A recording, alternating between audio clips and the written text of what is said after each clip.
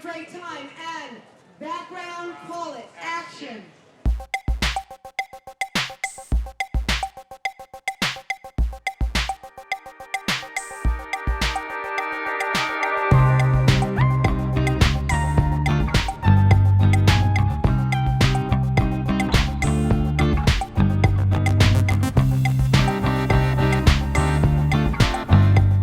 It's really an actor's dream to shoot in New York.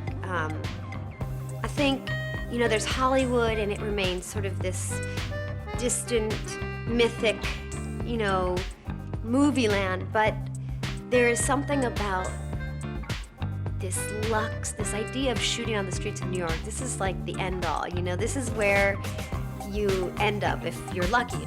New York City is the fifth character in Sex and the City. And it's a tough city to be single in. So I think that it really is a wonderful, beautiful backdrop to the excitement of what it can be and the loneliness and the craziness of any given day that happens on any street.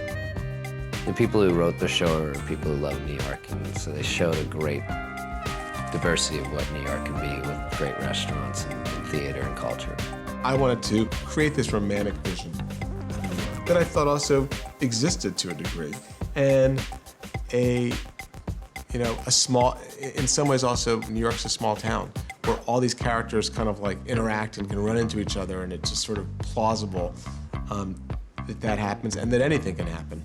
I think the way New York works in the show is typified by the actual as opposed to what many people think the title of the show is, because the show is called Sex and the City, but at least 50% of the people that I come across, including journalists, write Sex in the City.